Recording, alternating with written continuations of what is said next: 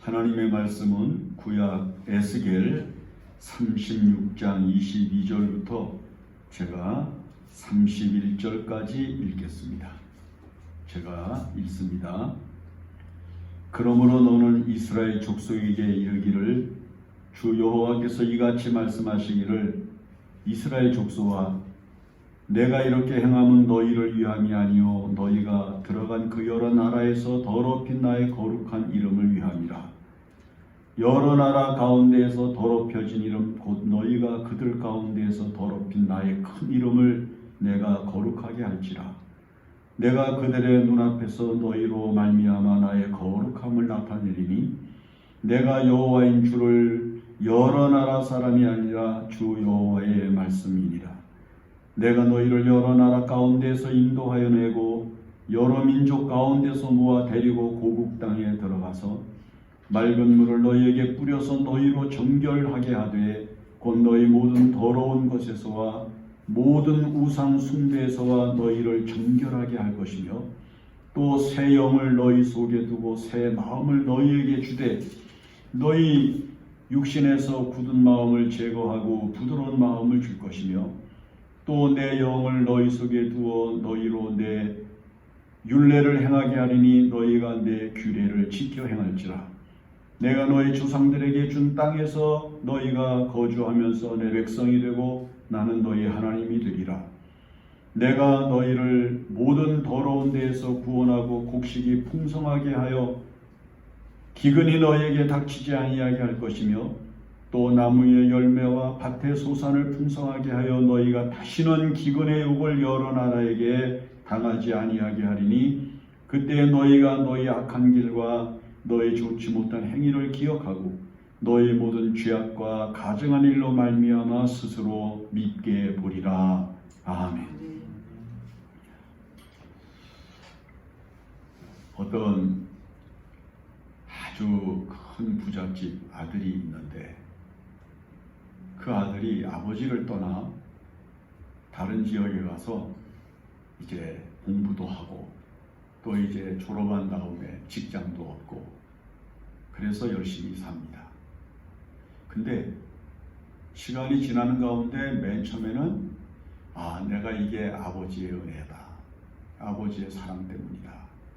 아버지가 나를 이렇게 해주셨기 때문이다. 이런 생각을 가지고 있었는데 이제 시간이 조금 지나가면서 자기가 열심히 공부한 것도 생각나고 직장생활 또 열심히 출근하고 일하고 정말 퇴근을 모를 정도로 힘차게 일을 하면서 산 것들을 생각을 합니다. 그러다가 자기가 사는 동네에 꽤 아주 점잖고 그 다음에 기품이 있고 그 다음에 지식도 있고 그 다음에 때로는 자기 말상대도 되는 것 같고 이제 그런 사람이 하나 있는데 그 사람을 보면서 자기 아버지 같은 착각을 하기 시작을 한 거예요. 그래서 선물이 생기면 그 사람한테 갖다 주고 무슨 일이 있으면 그 사람한테 가서 물어보고 자 그렇게 하면서 점점 그 아버지를 자기 아버지같이 생각을 해서 나중에는 그 사람한테 찾아가서 아저씨, 선생님 옛날엔 그랬는데 이제 시간이 좀 지나고 나니까 아버지 그랬단 말이에요. 여러분 그럴 경우에 친아버지가 그 사실을 알면 기분이 어떻겠습니까? 친아버지 기분이 굉장히 좋지 않겠죠. 아니 아버지는 다 하나인데 다른 사람한테 아버지같이 아버지를 대하듯 하고 아버지라고 부르고 또 그 아버지에게 정성과 사랑과 그리고 모든 의미를 다 부여하고 바치면서 살고 있는 아들을 볼 때 괘씸하지 않겠어요? 여러분 이게 지금 이스라엘 백성들의 현상이라는 거예요. 그러니 그 아들을 향해서 아버지가 할 수 있는 게 뭐겠어요? 딱 끊는 거죠. 지원해 주던 거, 또 그와 가지고 있었던 관계 이런 것들을 다 단절을 하는 듯 냉정하게 끊고 내버려 두는 거예요. 여러분, 지금 이스라엘 백성들이 그렇다는 거예요. 이 사람들이 우상 숭배에 빠져서 하나님의 진노를 받아 이방 세계로 다 흩어졌어요. 그 중에 대표적으로 가게 된 것이 바벨론 땅입니다. 여러 차례에 걸친 포로기를 통해서 5차에 걸쳐 한 5만 명 정도가 이스라엘 백성들 5만 명이 바벨론 땅에 가서 바벨론 곳곳에 흩어져서 노예 생활을 했습니다. 그래서 이스라엘 백성들이 얼마 동안이나 그 긴 세월을 보냈는고 하니 70년이나 되는 세월을 보냅니다. 70년쯤 지나고 나니까 이스라엘 백성들의 마음 가운데 고향도 생각나고 자기 조국도 생각나고 그리고 자기를 사랑하고 자기에게 의미와 영광을 나타내셨던 여호와이신 하나님을 생각하는 마음들이 일어나기 시작을 합니다. 그래서 하나님께서는 70년 포로 생활을 끝내게 하시고 이스라엘 백성들을 귀환하게 하시잖아요. 그래서 다시 성을 수축하게 하고 성전을 건축하게 하고 그러면서 이스라엘 백성들이 다시 여호와를 하나님으로 섬기는 귀한 백성이 되게 하시는 과정을 성경을 통해서 우리에게 나타내고 계시는 것을 보여주는 겁니다. 자, 여러분, 이제 이스라엘 백성들이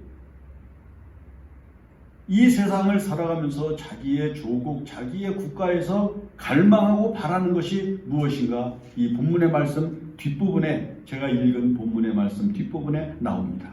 뭐라고 얘기를 하는 거 하니? 내가 너희 조상들에게 준 땅에서 너희가 거주하면서. 자, 이게 무슨 얘기인 거 하니? 땅을 잃어버리고 자기 나라 국가를 잃어버리고 자기 조국을 잃어버린 백성들에게 조국을 회복시켜 주신다고 하나님이 약속을 하는 거예요.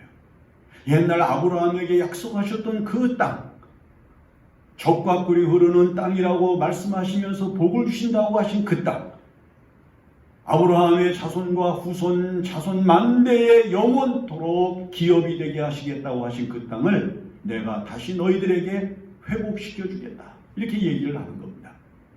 여러분, 역사 속에서 자기의 조국을 잃어버리고 자기의 조국을 회복하지 못한 채 그냥 이방 나라에 흡수된 세계가 지금까지 살아온 6천년 세월 속에 얼마나 많은지 알 수가 없습니다. 나라들이 패망하고 나라들이 망가지면서 역사 속에 다른 나라들이 흡수되면서 조국을 잃어버리고 조국이 없이 살아가는 사람들이 얼마나 많은지 모릅니다. 지금 미국이라든지 이런 곳에 나라를 잃어버리고 국적이 없이 있는 사람들이 꽤 많이 있다고 하는 것을 우리가 알지 않습니까? 조국이 없는데, 자기 근거가 없는데 어떻게 이 땅 위에서 역사를 이야기하며 당당하게 살 수가 있겠어요? 그런데 하나님께서는 이스라엘 백성들에게 내가 너희들의 조국을 회복시켜 주겠다, 이렇게 약속을 하시죠. 그 다음에 뭘 약속하시는가 하면은 내가 너희를 모든 더러운 데에서 구원하고 곡식이 풍성해서 기근이 너희에게 닥치지 아니하게 할 것이며, 이건 뭘 얘기하는 거니? 경제적인 구속과 경제적인 고통을 당하지 않도록 내가 너희들에게 복을 주겠다 말씀하시는 거예요. 여러분, 나라가 지탱하고 백성이 살아가는데 가장 필요한 게 뭡니까? 경제예요. 물질이에요. 배고픔을 모르고 사는 거예요. 내가 써야 할 물질이 언제든지 내 수중에 채워져 있는 그런 안정감이 있어야 사람들이 평안하게 살고 행복하게 살 수가 있는 거예요.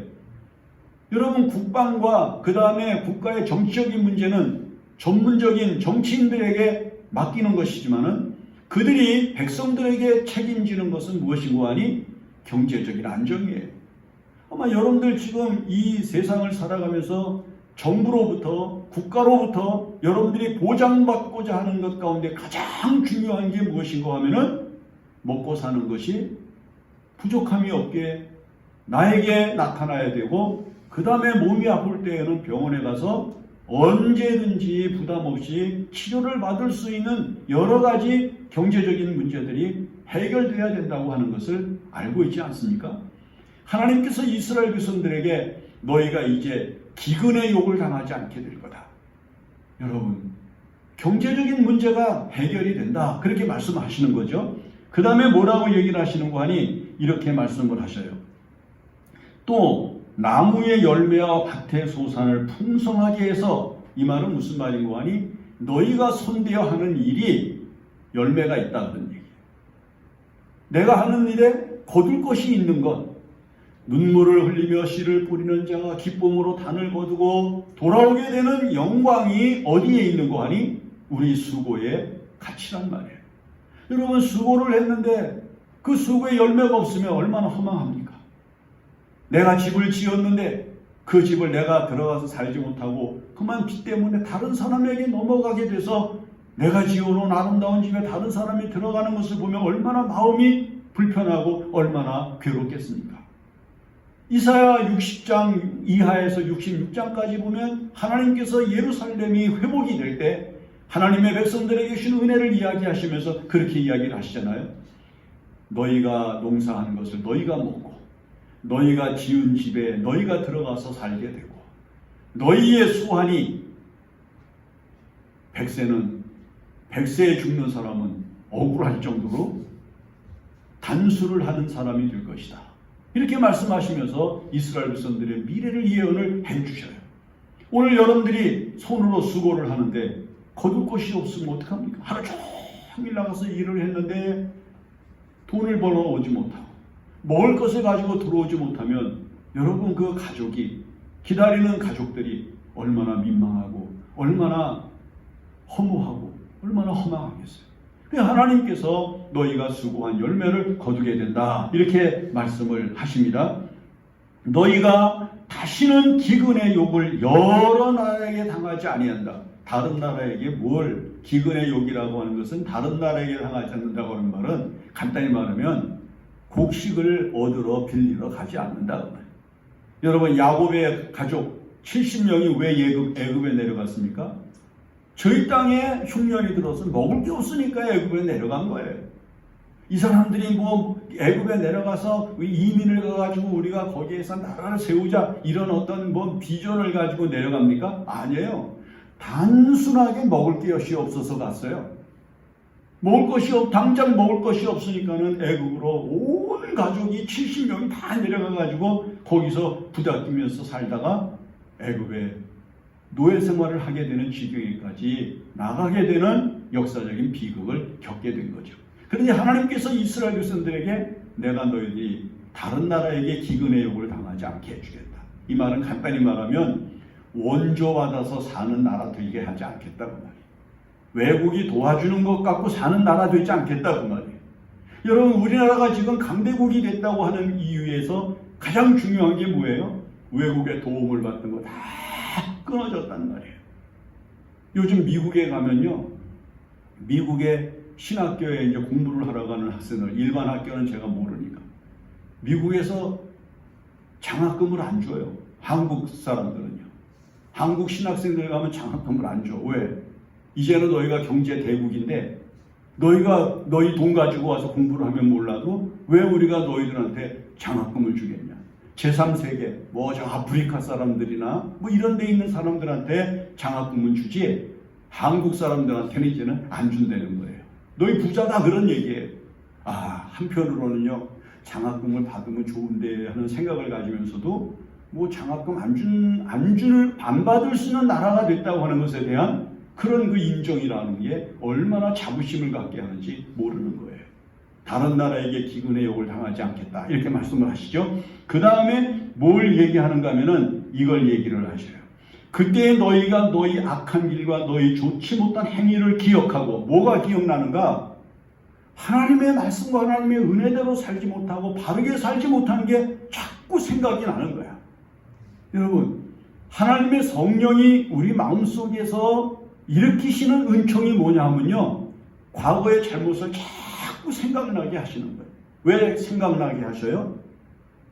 자기를 좀 스스로 믿게 보라고. 아이고, 내가 어떻게 이런 짓을 했나? 내가 이렇게 어리석은 사람이었는가? 내가 이런 실수와 잘못을 하다니. 회개하라는 거예요. 하나님이 우리들에게 성령으로 마음을 감동해서 그 감동된 마음으로 무엇을 자꾸 들여다보게 하고 무엇을 자꾸 생각나게 하시는가? 지난날에 하나님의 율법을 깨뜨린 것, 하나님의 말씀을 거역한 것, 하나님의 뜻대로 살지 않은 것, 하나님의 은혜를 따라 살지 않은 이것들이 자꾸 내 마음속에서 생각이 나서 하나님 앞에 자기 스스로를 부끄럽게 생각하고 죄송하게 생각하고 송구하게 생각하고 미안하게 생각하고 그런 마음을 가지고 하나님이 잘못했습니다. 자꾸 회개하면서 하나님 앞에 거룩한 백성이 되는 길을 걷게 하시는 은총을 주신다는 거예요. 이게 지금 하나님께서 이스라엘 백성들을 저 고국에서 떠나서 흩어져서 살던 이방 나라의 흩어진 나그네들이 되었던 이스라엘 백성들을 불러 모아서 이스라엘 땅으로 돌아오게 하신 이후에 나타내실 은혜와 하나님의 거룩한 능력과 영광을 예언하고 계시는 것을 듣게 하신 겁니다. 그러면 우리가 이런 은혜를 받기 전에 이건 이제 결과거든요. 그럼 어떤 과정을 가지고 우리가 이런 결과를 얻을 수 있는 영광을 얻게 되는가? 이 본문의 말씀에서 하나님이 말씀하는 거예요. 너희가 더럽힌 이방 땅에서 너희가 더럽힌 내 이름을 내가 거룩하게 하리라. 여러분, 하나님의 이름이 누구 때문에 더러워졌습니까? 우리 그리스도인들 때문에 더러워지는 거예요. 다른 사람이 여호와이신 하나님의 이름을 더럽히는 게 아니라 내가 더럽히는 거예요. 내가 그 하나님의 이름을 훼손한 거예요. 내가 그 하나님의 아름다운 이름을 추락시킨 거예요. 내가 그 하나님의 거룩한 이름을 믿지 않는 사람들 앞에서 부끄럽게 한 거예요. 그것을 우리가 생각을 하면서 이제 하나님의 이름이 다시 거룩해지고 그 하나님의 이름이 아름다워지고 그 하나님의 이름이 더욱더 위엄이 있고 그 하나님의 거룩한 이름이 영광에 가득하도록 우리가 회복된 믿음을 가져야 된다고 말씀하시는 겁니다. 얼마 전에 기독교인들이 한참 국회의원 선거를 할 때 말이에요. 어떤 기독교인이 찬송가를 이상한 찬송가를 만들 가사를 붙여가지고 말이에요. 찬송을 부르질 않았나? 기독교를 갖다가 개독교라고 부르지를 않았나? 얼마나 악한 짓들을 많이 했는지 몰라요. 그거 하나님을 모르고 교회를 모르고 예수 그리스도를 모르는 사람이 한 게 아니라 예수 믿은 사람들이 그 짓을 한 거예요. 오늘 아침에 저 명성교회 김사만 목사님이 설교하시는 가운데 이런 얘기를 하시더라고요. 당신이 목회하는 명성교회에 5째 안에 드는 연예인들, 유명해진 그 사람들이 5째 손가락 안에 들 만한 다양한 분야에 많은 사람들이 있었는데 이 사람들이 이제는 은혜를 받고 축복을 받아서 잘 되고 돈을 벌고 명예를 높이고 그러니까 교회에서 다들 멀어져 갔다는 거예요. 그런 사람들이 많다는 거예요. 하나님 앞에 받은 복이 크고 하나님 앞에 받은 은혜가 크면은 더욱더 하나님 앞에 충성스럽게 열심을 다하여 믿음의 생활을 잘해야 되는데 하나님의 거룩하신 은혜의 세계로부터 멀어져 갔다. 교회로부터 멀어져 갔다는 거예요. 그 말을 듣는데 복을 주신 하나님이 얼마나 마음이 언짢고 얼마나 속상하실까 하는 생각이 드는 거예요. 여러분, 하나님의 이름을 믿지 않은 사람들은 오히려 조심해요. 하나님의 이름을 굉장히 두려워해. 그런데 예수 믿는 사람들이 조금만 삐뚤어지고 조금만 어려움이 생기고 조금만 성질이 나면 교회를 비난하고 예수 그리스도의 이름을 땅바닥에 짓밟아 버린단 말이죠.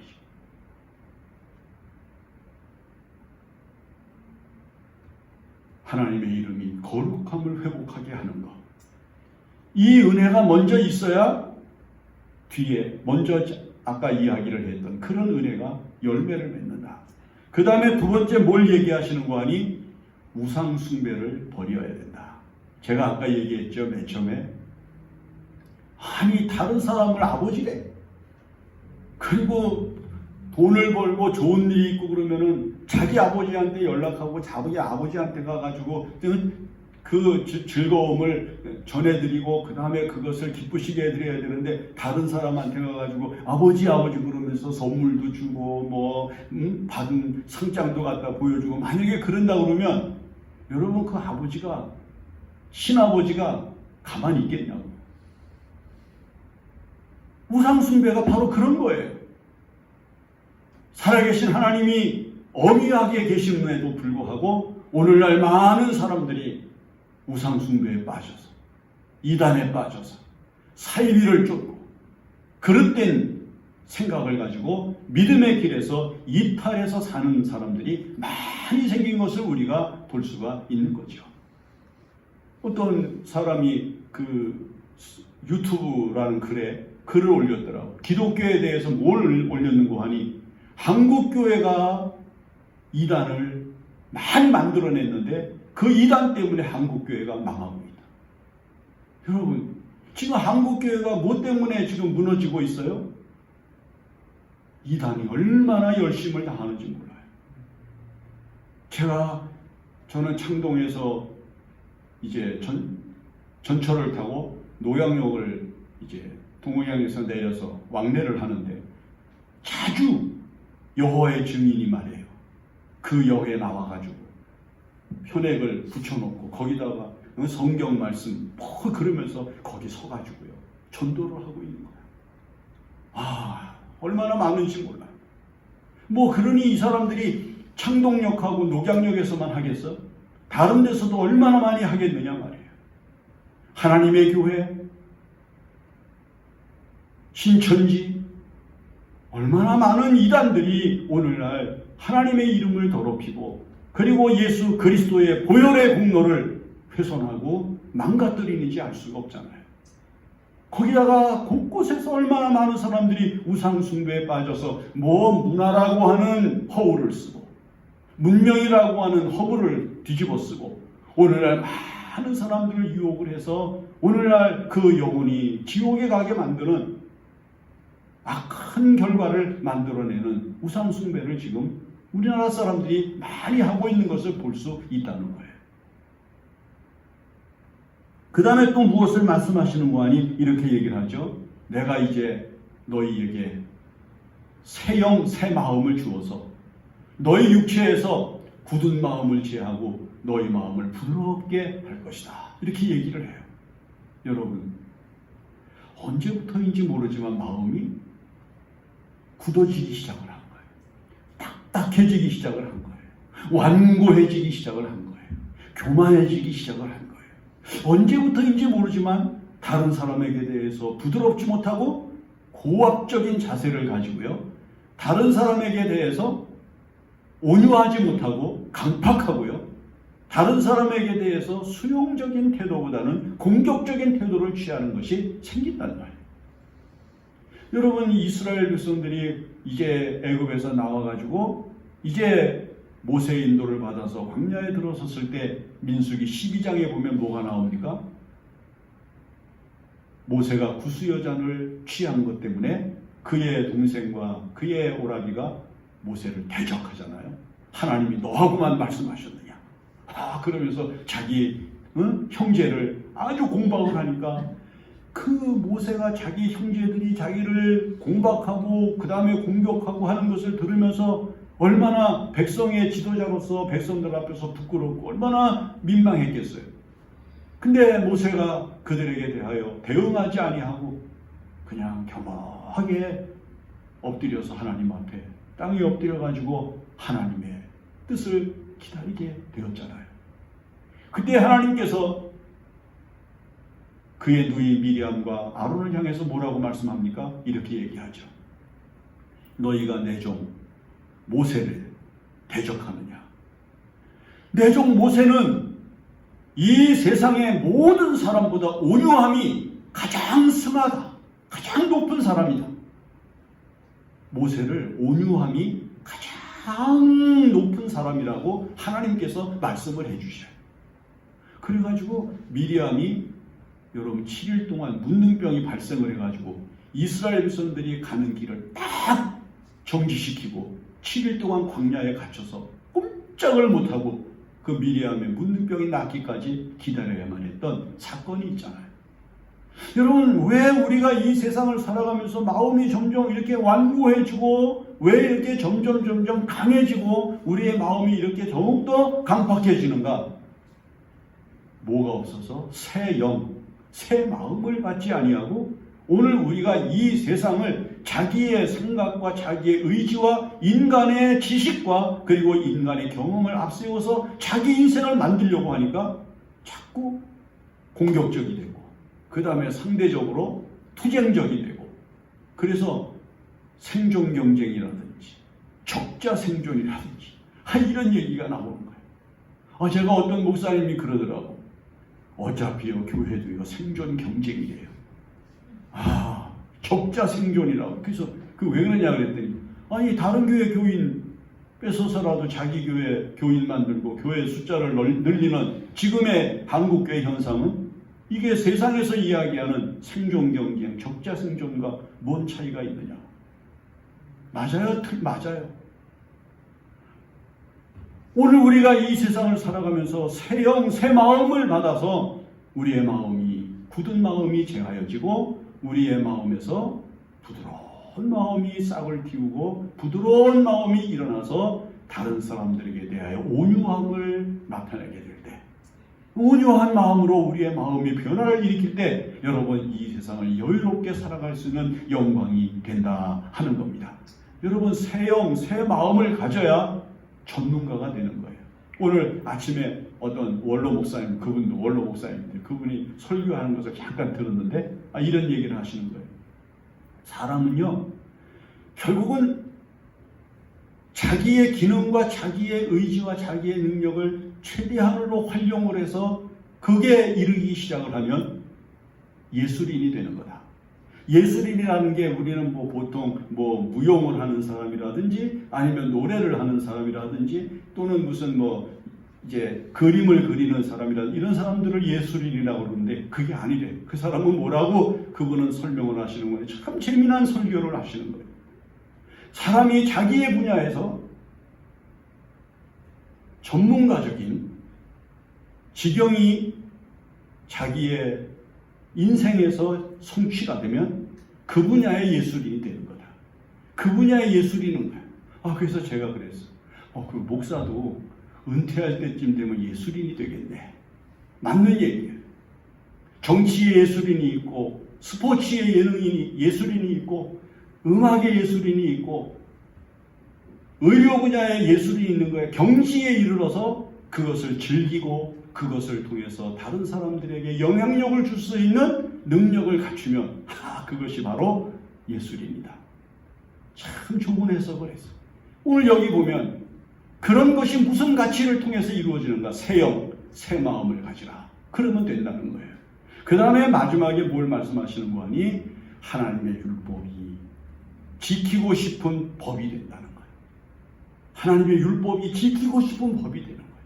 하나님의 말씀이 지키지 않으면 안 되는 즐거움을 주는 은총이라는 것을 알게 되는 거예요. 그래서 말씀대로 사는 거예요. 여러분 예수 믿는 사람이 예수 믿는 게 쉽고 교회 다니는 게 쉽고 말씀대로 사는 게 쉬운 게 어느 때 이루어지나 은혜를 받으면 그게 더 쉬운 거예요. 율법 거역하기가 더 힘들고요. 주일날 교회 안 오면 더 힘들고요. 헌신하지 않으면 더 힘들고요. 주님 말씀대로 살지 않으면 얼마나 한 주간이 불편한지 몰라. 다음 주일날 교회 가서 하나님 앞에 하나님 지난 주일은 못 왔는데 오늘은 왔습니다. 이렇게 인사를 할 때까지 참 마음이 불편하고 그 다음에 마음이 허전한 것을 느끼게 되죠. 율례를 즐거워하는 거룩한 은혜가 우리에게 있다 하는 것을 말씀합니다. 여러분 새 마음, 새 영을 받아 오늘 우리 자신들을 좀 깜빡하고 완고하고 강한 의지에서 부드럽고 온유한 마음으로 자기를 새롭게 해서 이 세상을 살면서 하나님의 거룩한 뜻이 이루어지는 새로운 세계를 함께 이루는 은총을 받은 사람들이 되어야 한다는 것입니다. 기도하겠습니다. 고마우신 하나님, 우리가 이 세상을 살 때 바라는 소망이 하나님의 은혜 안에 있사오니 하나님의 뜻대로 살면서 새 마음, 새 영을 우리 영혼에 채우고 하나님이 원하시는 세계를 반드시 만들어가는 저희들 되게 하여 주시옵소서. 모든 말씀을 예수님의 이름으로 기도합니다. 아멘.